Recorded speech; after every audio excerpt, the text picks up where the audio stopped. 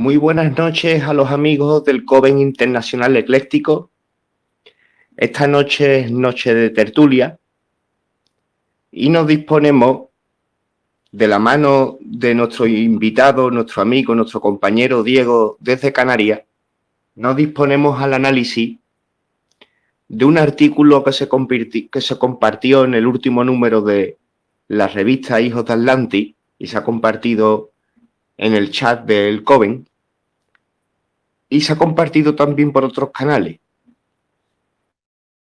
Y el artículo tenía el título de La Tercera Guerra Mundial para tontos.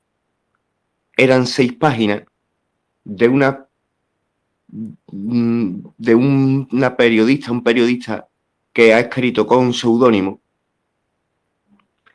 Y nada, nos disponemos al análisis porque vimos que fue un artículo bastante certero. Muy buenas noches a todos, buenas noches, Diego. Hola, buenas noches, gracias, Manuel. Pues sí, el artículo del que hace mención yo le encuentro un interés en cuanto las, la técnica de desvelar modos de comunicar, de construir información, desvela lo que los medios oficiales o los más grandes, en fin, como lo queramos llamar, eh, modifican la realidad mediante el lenguaje para forzarla y acercarla a los objetivos dominantes del lugar. Dependiendo de en qué lugar esté, será en un sentido u otro, es cierto. Pero el interés está en que esos esfuerzos por transformar la interpretación de la realidad existen y convivimos a diario con ellos. Quería proponerles una experiencia a modo de laboratorio. Se trata de escuchar un audio que a mí en su momento me impresionó bastante. Es solo un truco, es solamente un medio por el cual se demuestra que se puede modificar, hacer ambivalente la comunicación oral, no solo ya la escrita.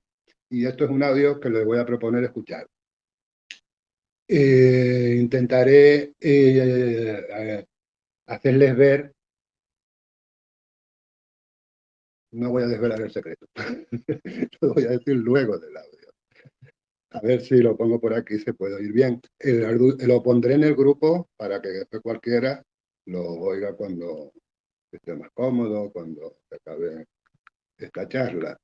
Y ahora lo vamos a oír en directo. Esto son una frase muy corta, la repite 3 veces. Tiene que ver, o bueno, la que yo recuerde, escuchen. Hija, ¿llevaste la plata de la bicicleta al padrino? Dice exactamente qué es lo que dice. Hija, ¿llevaste la plata del alquiler al padrino? Hija, ¿llevaste la plata de la bicicleta al padrino? Es Hija, ¿llevaste posible la plata que de la bicicleta al padrino? Bien, dime, Manuel.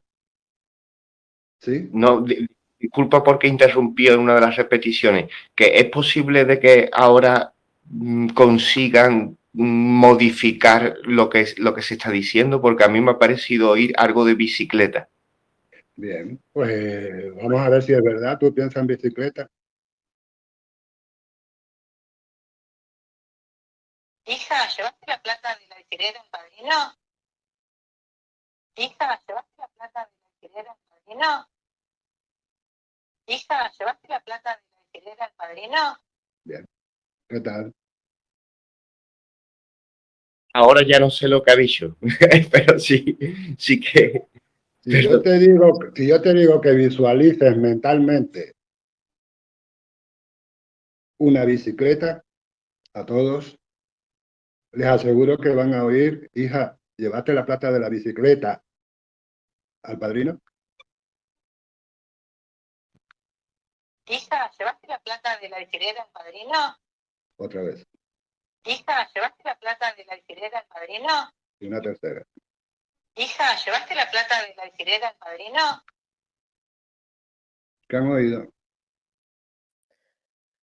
Yo oigo algo así como, hija, llevaste la plata de la vecinera o vicinera al, al padrino, o sea, algo sin sentido totalmente.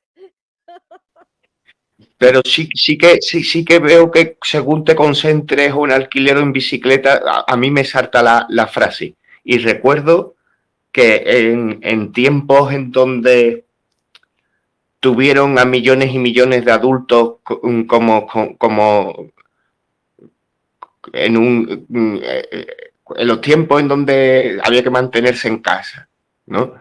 Recuerdo de que salieron juegos de estos de entretener a través de la televisión y eso a la gente y que y salía a través del Google un experimento en donde pronunciaban un simple nombre y no se sabía y hacían dudar a la gente si era un nombre o era otro y era un nombre de chica. Ajá. Y y me resulta muy parecido a este experimento que has propuesto. Sí, es que en realidad está diseñado esto de tal modo que según tú tengas mentalmente la expectativa de que diga bicicleta, lo va a decir, lo vas a oír. Si tu expectativa es oír alquiler, vas a oír alquiler con toda claridad. Lo he hecho yo y ustedes lo pueden hacer. Además de que queda ahora grabado en lo que es la charla, pondré el archivo en el grupo y cuando quieran hacen la prueba. Y efectivamente, está repetido 3 veces porque puedo ir 3 bicicletas o puedo cambiar luego la siguiente secuencia, pues voy a ir la del medio que sea alquiler y efectivamente oigo alquiler. Y lo pongo por última vez.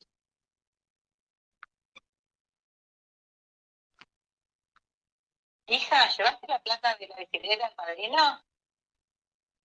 Hija, ¿llevaste la plata de la alquiler al padrino? Hija, ¿llevaste la plata de la alquiler al padrino? Bien. No, Hija, ahora, ¿llevaste la... ahora he oído en todas alquiler y ahora estaba intentando escuchar la otra y no la oía y es la misma. Sí. Requiere de un esfuerzo de concentración como lo que nos propone Jocelyn, que es fantástico, y en con este ejercicio se verifica, yo lo he hecho y ustedes lo van a hacer, que efectivamente va a escoger oír una cosa u otra. Y esto me sirve de referente para cómo en este momento, primero voy a introducir la importancia, la envergadura que tiene el momento y de cómo se justifica que se utilice cualquier técnica, cualquier recurso con relación a la población civil, a nosotros. Nosotros creemos que vivimos imbuidos cada uno de nuestros asuntos y sin embargo somos objetos de observación y somos importantes para unos terceros que no conocemos. De alguna manera jugamos un papel en sus dividendos. Y entonces intervienen por los medios que podemos identificar claramente y por otros que no identificamos. Y ahí es donde nuestra formación, nuestra búsqueda de recursos para interpretar nuestra existencia de un modo pues acorde con una premisa que nosotros llevamos, también involucra, desde mi opinión, el observar la realidad que nos envuelve, aunque tengan otros criterios, la mayoría de las personas barajan unas coordenadas que para nosotros no son comunes. Sin embargo, vivimos inmersos en esa realidad. Y yo pues encuentro útil desarrollar medios, recursos para identificar lo que está ocurriendo alrededor en la medida que me afecta, me interviene sobre mi realidad. Esa es la justificación por la que yo le di valor a este documento. En este documento no hay partidismo, es otra de las cosas. Se describe un conflicto real que está sucediendo a diario desde hace meses, con consecuencias inmediatas para quien esté cercano a ese territorio donde se está sufriendo una guerra. Y también en la periferia, donde yo vivo y donde vivimos todos nosotros. Esto está en América, nos llega a través de, pues, en fin, de la inflación, por ejemplo, nos nos empobrece, nos produce inseguridad. A mí, otro aspecto que quiero poner en relieve es de que, como para mí es una incógnita que me llama a buscarle solución o respuesta, o qué lleva a una persona a asumir un extremo tan terrible como el de asumir la propia muerte, arriesgándote, matando a otros, lo que sería el ejercicio militar activo, tal y como sucede en la realidad. Mis mayores sensaciones de solidaridad están en dirección a la población civil, que es semejante a mí mismo, personas que viven el día a día como pueden, que están inmersas en esa situación de conflicto sin haberlo elegido. Y en paralelo, como acabo de decir, hay muchísimas personas en este entorno que sí eligieron asumir esos riesgos y actuar en situaciones de extrema barbaridad. Eso necesitaba llevarlo a la comprensión, porque esto sucede. Y como en charlas anteriores, recuerdo haberme extendido en describir cómo se fabrica, se construye, se modela la conducta individual y de grupo, que no es lo mismo, pero está relacionado. Y quizás con esos mecanismos de modelado, condicionar el comportamiento de una persona integrada en grupos, llegas a, no a comprender, pero sí llegas a ver como real ese extremo que acabo de describir de una persona que se expone a morir, a ser destruido y de paso destruyendo. Ese binario es tan terrible y está sucediendo en este momento. Entonces este autor, como bien decía Manuel, Darius Baltar, es un seudónimo de alguien que no... Alguien que cree que debe ocultar su identidad, por motivos de seguridad, obviamente. Ya que vivimos en una situación, aquí no, en América no, creo que espero que no. Pero en la mitad de Europa, la mitad oriental de Europa, sí se vive se asumen riesgos por ideas y por decisiones y por el libre albedrío de una persona que decide comprender las cosas a su manera, le puede costar disgustos. Y entonces sí escriben en seudónimo. Esta fecha, el 18 de junio, y tal y como suceden los acontecimientos allá, pues ya es viejo. Hoy estamos a 2 de julio. En una semana, perdón, en una semana cambian las cosas con bastante velocidad. La otra cosa que quiero dejar claro antes de entrar en el artículo es que la humanidad en su conjunto es una entidad, así lo digo en singular, una entidad. La entidad en la que todos nosotros nos manifestamos, existimos e intervenimos en la realidad como humanos. Y de ahí aparece que las confrontaciones tan exacerbadas, tan llevadas al límite de tener algo artificial. Es imposible que una entidad de un modo natural genera la autolesión, una dinámica tan extrema en contra de sí misma. Eso también para mí necesita explicación y la busco.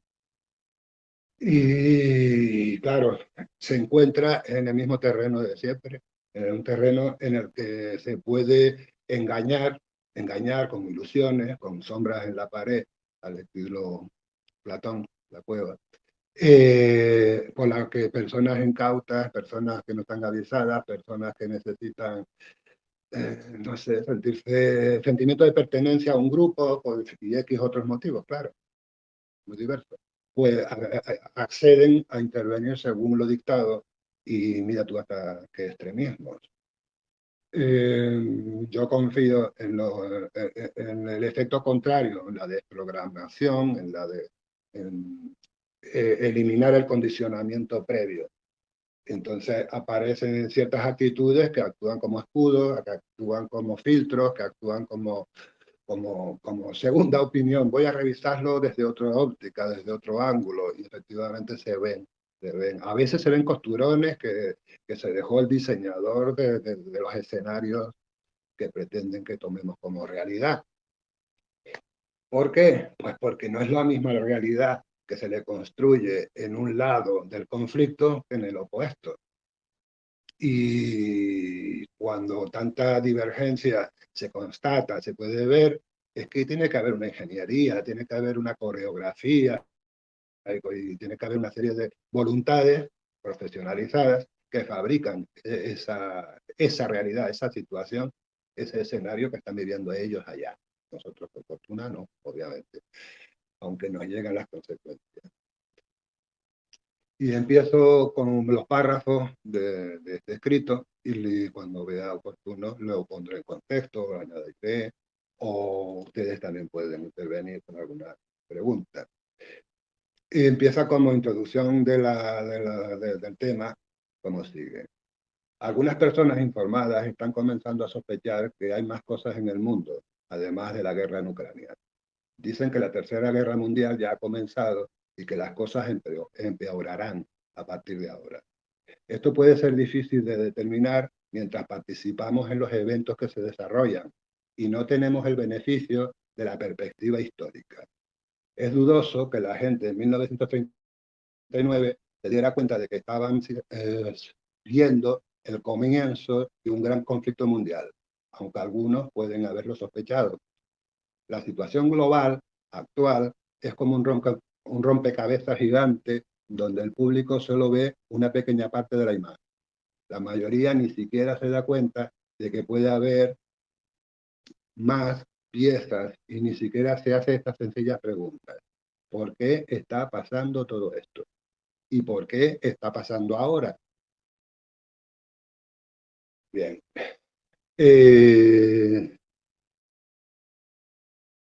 Nos introduce la posibilidad de que las cosas que están pasando y que están pasando ahora sean fabricadas, sean artificiales. No responden a una dinámica natural de acción-reacción y otras explicaciones que podríamos tomar como inevitables. No, son fabricadas. Habrá que buscar por quién, pero al ser artificial son enteramente evitables. Siempre lo han sido. Esa es una de las conclusiones que uno hacía a primera mano, pues llega a darse cuenta. Y sigo con el escrito. Las cosas son más complicadas de lo que la mayoría de la gente cree. Lo que ven es al malvado mago Vladimir Putin invadiendo la inocente Ucrania con su ejército de orcos sin ningún motivo. Esta es una visión simplista, por decirlo menos, porque nada sucede sin una razón. Pongamos las cosas en perspectiva y veamos qué está pasando realmente y por qué el mundo se está volviendo loco ante nuestros ojos. Veamos de qué se trata la Tercera Guerra Mundial. Bien. Si fuera cierta la hipótesis que plantea el autor, que ya menciona la Tercera Guerra Mundial, como si fuera algo que se está ejecutando en este momento, si fuera cierta, ya nos implica. Ya, a mí, a ustedes, a cualquiera que estemos en nuestro mundo, en la periferia del conflicto, nos llegan las consecuencias. Así que por un momento pensaría, mira, que no tenga razón, cierto. Titula La olla a presión, el siguiente párrafo en el que ya entra en el tema que pretende analizar.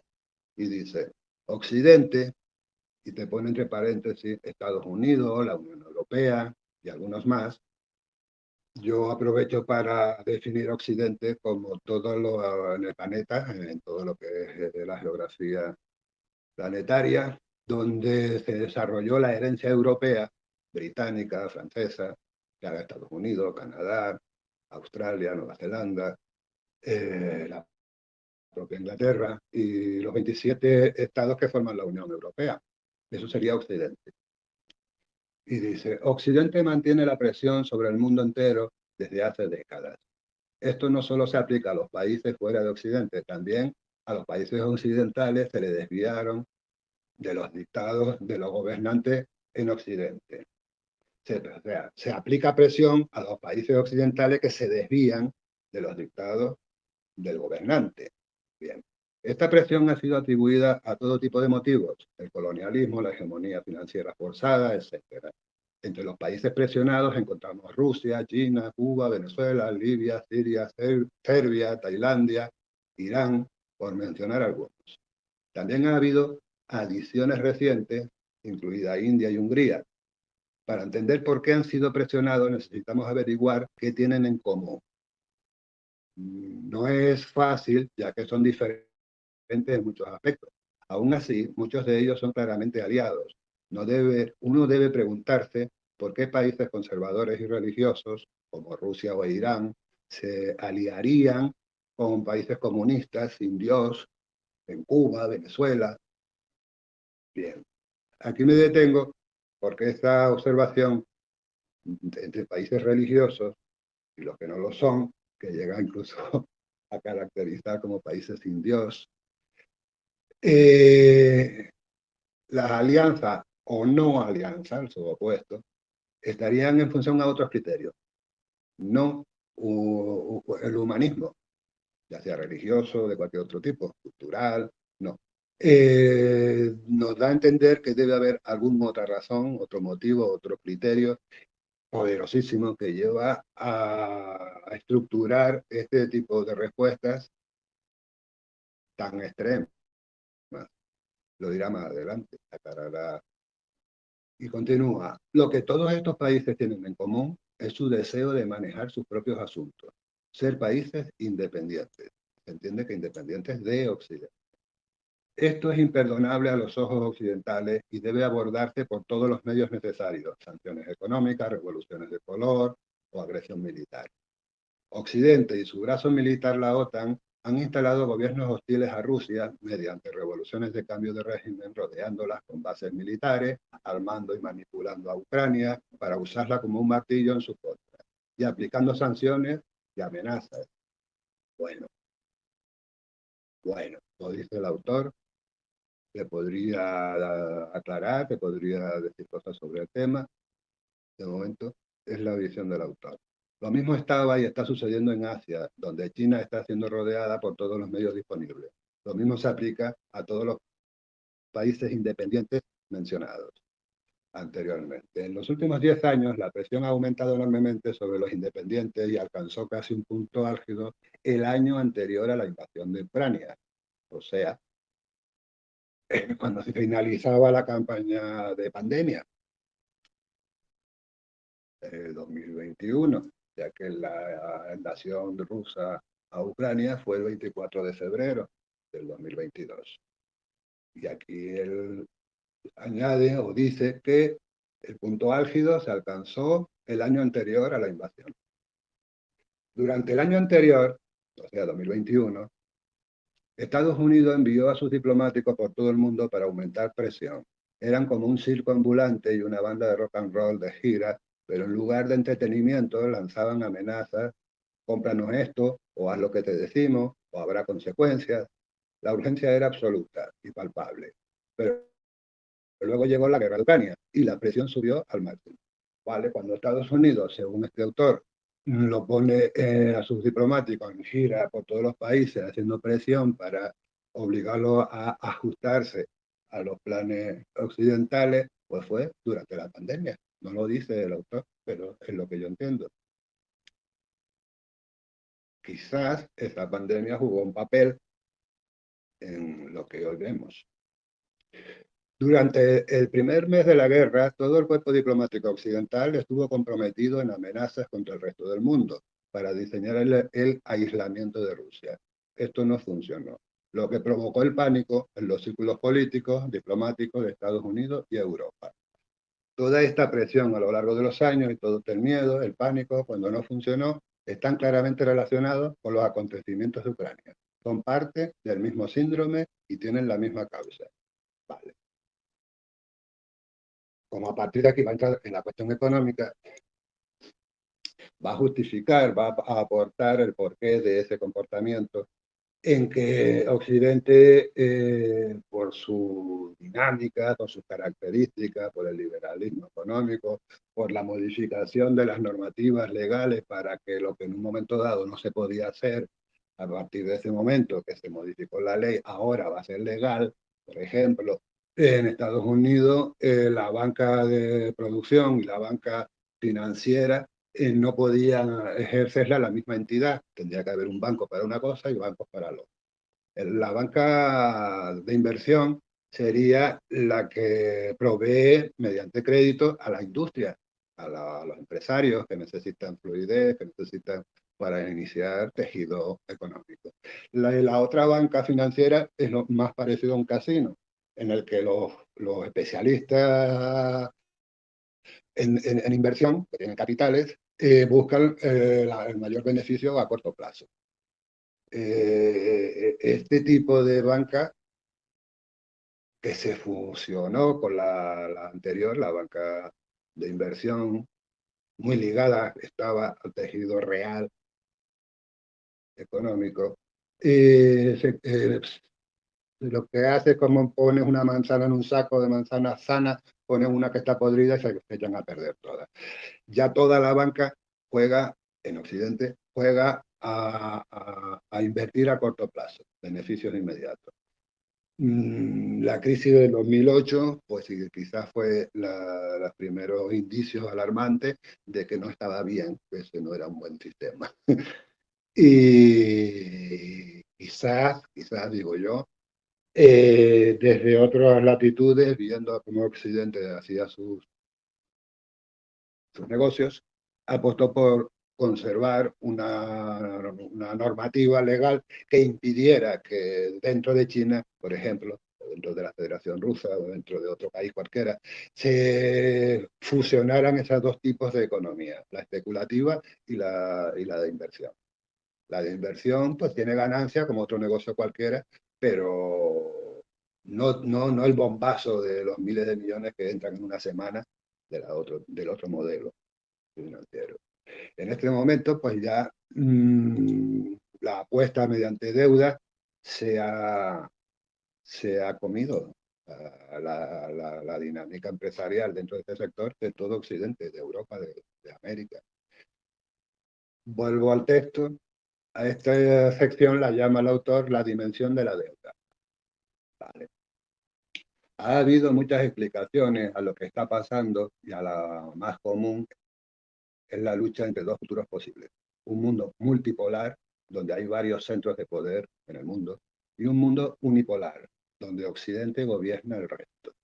Esto es correcto hasta donde llega, pero hay otra razón que explica por qué esto está sucediendo ahora y toda la urgencia y el pánico que produce en Occidente. Recientemente, el gurú de la tecnología de Nueva Zelanda, Kim.com, tuiteó un hilo sobre la situación de la deuda de los Estados Unidos. Según él, toda la deuda y los pasivos no financiados de los Estados Unidos exceden el valor total de todo el país, incluida la tierra. ¡Wow! Esto significa que todos los balances de todas las empresas que están radicadas en los Estados Unidos, más el valor inmobiliario de naves industriales, del suelo construido y el que no lo está, el valor de una hectárea que esté destinada a producción de ganado, sumándolo todo, no cubre la deuda de los Estados Unidos en el momento actual, según este autor. Yo añado que por otros autores he visto este tipo de análisis a ese nivel de alarma. Así parece que es la realidad. Y sigo. Esta situación no es exclusiva de Estados Unidos. La mayoría de los países occidentales tienen una deuda que solo puede pagarse vendiendo todo el país y todo lo que contiene. Además de eso, la mayoría de los países no occidentales están enterrados en deudas denominadas en dólares y son prácticamente propiedad de los mismos financieros que son dueños de Occidente. Bueno, nos da ya una pista. ¿Quiénes son los dueños? Pues son financieros que tienen la potestad de reclamar, como cuando uno no puede pagar al banco, el banco se queda con la casa, pues algo así, de reclamar el pago de la deuda y si no hay con qué, se quedan con el activo material, con el país entero, según está dibujando la situación el autor. Y sigo. Durante las últimas décadas, la economía de los Estados Unidos y Europa se ha falsificado a un nivel que es difícil de creer. Nosotros en Occidente hemos estado viviendo mucho más allá de nuestros medios y nuestras monedas han sido enormemente sobrevaluadas. Hemos sido capaces de hacer esto a través de dos mecanismos. Uno, el primero es el estatus de la reserva del dólar y el estatus de semi-reserva del euro que han permitido a Occidente exportar dinero digital y recibir bienes a cambio. Esto ha creado un enorme poder financiero para Occidente y le ha permitido funcionar como un parásito en la economía mundial. Hemos estado recibiendo muchos productos gratis, por decirlo suavemente. Vale, se está refiriendo a que Estados Unidos tiene la capacidad legal de imprimir dólares. De acuerdo, es normal. Pero cuando Nixon en el 73, 1973, retiró el aval oro que respaldaba al dólar, dejó esta moneda en el valor papel, o lo que se quisiera, el valor que se le quisiera atribuir. ¿Y cuál era el valor atribuido? De que Arabia Saudita solo aceptaba dólares para vender su petróleo. En aquel momento era el mayor vendedor, proveedor de petróleo. Y ningún país podría comprarle este producto básico, la energía, si no era con dólares. ¿Cómo se consiguen los dólares entonces? Pues comprándoselo a la Reserva Federal. ¿Y cómo se lo compra? Pues con un interés. Es el beneficio como que tiene cualquier producto. Tú me quieres comprar algo que yo estoy produciendo y yo te tengo que darte los recargados sobre lo que yo pagué por él. Yo soy un intermediario. Lo compré al mayor, te lo doy al menor con un sobrecargo. Se hizo imprescindible el dólar. Cualquier nación del mundo tenía que tener dólares para comprar petróleo. A cambio de esto, Estados Unidos garantizaba la seguridad por vía militar de Arabia Saudí. Eso fue la primera mitad de los años 70. De ese modo se consiguió un aval, que ya no era el oro, que era entonces la amenaza de la fuerza. Hay ejemplos varios de políticos que decidieron que su país, políticos que estaban a cargo, pues Saddam Hussein, muy conocido, porque él publicó que solo iba a aceptar euros, no quería dólares, por la venta de sus productos de hidrocarburos. Y sabemos cómo terminó. Luego, Gaddafi, en Libia, emitió la moneda de su país con respaldo en oro. Así que los demás países de su entorno, de África, de la Unión Africana, de la cual Gaddafi estaba al frente, era como el secretario general o algo por el estilo, no me acuerdo exactamente su cargo. Creaban un aval oro para las monedas africanas. Sabemos cómo acabó Gaddafi. Cuando la OTAN fue avanzando, aceptando candidatos, por decirlo así, entró Rumanía, ahora no sé decirte los años, pero son las repúblicas bálticas, Letonia, Estonia y Lituania, son países muy próximos a la frontera con Rusia, que fueron aceptados en la OTAN. La OTAN es una organización militar. Y si me pones un misil 3 manzanas de mi casa, me preocupa. Pero si me lo pones en la casa del vecino, ya no sabré, vamos, no tengo capacidad de reacción cuando has decidido agredirme. Está demasiado cerca. Esa era la situación que tenía Rusia, decirle, no me lo pongas tan cerca. ¿Por qué? Porque yo no tengo el equivalente de poner algo muy cerca de la tuya. Yo puedo poner, vale. En realidad, un misil que sale de Ucrania, misil de la OTAN, Patriot, alcanza Moscú en 3 minutos. Un tiempo escaso para primero detectar que está siendo atacado y luego organizar una defensa. No es posible. Eso llevó al gobierno, al staff de caso de la República Rusa, Federación, de la Federación Rusa, a adoptar alguna medida exigiendo garantías de seguridad. No, es que Ucrania tiene derecho a ingresar donde le apetezca, es un país independiente. Sí, pero la seguridad de un país no puede ser a costa de la seguridad del otro. Ese es un principio asumido en la legislación internacional y de eso se valía el gobierno ruso cuando objetó esa aproximación de la OTAN, en última instancia, Ucrania. Previamente había sido pues, Georgia, que fue agotada, porque Rusia respondió. Habían sido las repúblicas bálticas, que son, de hecho, en este momento, de la OTAN. Rumanía y Bulgaria son limítrofes con el Mar Negro, costa a costa, con la Federación Rusa. Y en último lugar, tenemos a Ucrania. Ahí es donde ya Rusia, pues, en diciembre del año pasado, envió requerimientos para llegar a un acuerdo de seguridad en base a ese principio de que la seguridad de uno no puede ir en detrimento de otros. Y no se le hizo caso. Vale.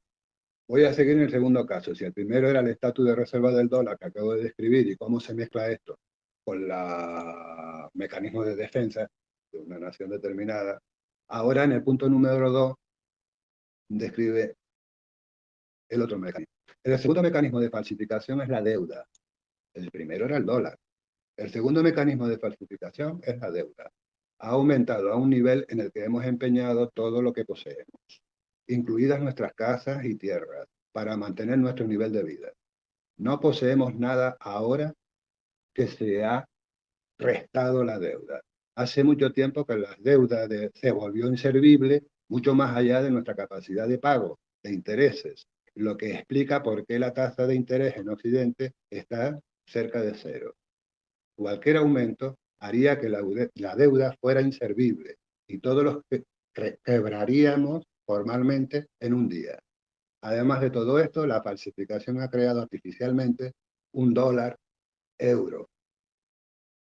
Dólar euro están casi equiparados en este momento. De modo que, de facto, es una sola moneda, un solo medio de cambio, frente a lo que no es Occidente, en la compra de recursos. Tiene sentido comentar que Estados Unidos agotó sus recursos propios. Estados Unidos agotó el petróleo de Texas mediados del siglo pasado. Llegó casi al final del siglo pasado en el Golfo de México, lo que no era Estados Unidos sino México. Explotó los recursos, los hidrocarburos mexicanos. Están agotados. Europa, pues tuvo poco siempre. Está el Mar del Norte que explotaba Gran Bretaña, pero en este momento no tiene. Así que lo tendrá que comprar fuera. Y la tragedia es que va a comprarlo en Irán, en Irak, en Siria, al precio que dice Occidente. Supuesto que Arabia Saudí no tiene inconveniente por aquel acuerdo que mencioné antes, pero los demás productores sí que tienen inconvenientes. ¿Eh? Acuérdate que lo que mencioné de Saddam Hussein, que valoró sus recursos en euros, no dólares, y le fue mal. Genera guerras, problemas, llevarle la contraria a las necesidades de Occidente. Esta sería una de las conclusiones obvias que se ven ya al empezar.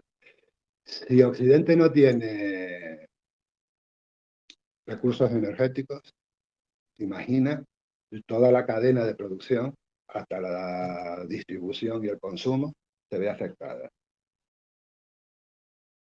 Si tiene que pagar los precios que le pone el proveedor externo y no cuadra con sus previsiones, va a encarecer el producto final y el consumo decae. Compartirá ese destino con lo que antes se llamaba tercer mundo. Bien, el tercer mundo no podía presionar para que me vendieran al precio que a mí me convenía, lo podía hacer Occidente. Y dije el tercero, pues este sería el primer mundo, según aquella clasificación que ya no está en vigor. Bien, sigue. Lo que ha aumentado su poder adquisitivo para bienes cotizados en monedas no occidentales. Estos mecanismos también han permitido que Occidente tenga economías de servicio infladas, disfuncionales, donde las ineficiencias son increíbles. Tenemos grupos gigantes de personas que nuestras economías no solo no crean valor. Sí, tenemos grupos gigantes de personas en nuestras economías que no solo no crean valor, sino que lo destruyen sistemáticamente. Lo que mantiene el nivel de vida de Occidente ahora es una pequeña minoría de personas productivas, el aumento constante de la deuda y el parasitar al resto del mundo. Bueno, es un poco lo que se explicaba de qué nos lleva a la situación actual, sin poderla modificar de momento. Estamos en ello. Occidente está intentando rediseñar para continuar con la dinámica y lo que lo define como un país desarrollado. Bien.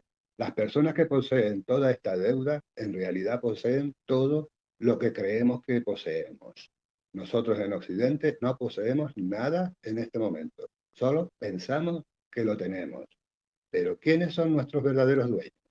Sabemos más o menos quiénes son porque se reúnen todos los años en Bilderberg o en el Foro Económico Mundial de Davos, junto con las élites políticas occidentales de las que también son dueños. Las élites políticas son propiedad de esos que se reúnen para organizar, ajustar y acordar lo que se va a llevar a cabo. Bien, está claro que nuestros propietarios han estado preocupando cada vez más y sus preocupaciones han ido en aumento, en sincronía con la mayor presión ejercida por Occidente sobre el resto del mundo, en particular los países independientes. Durante la última reunión de Davos, el estado de ánimo era sombrío y de pánico, muy parecido al pánico entre las élites políticas occidentales cuando fracasó el aislamiento de Rusia.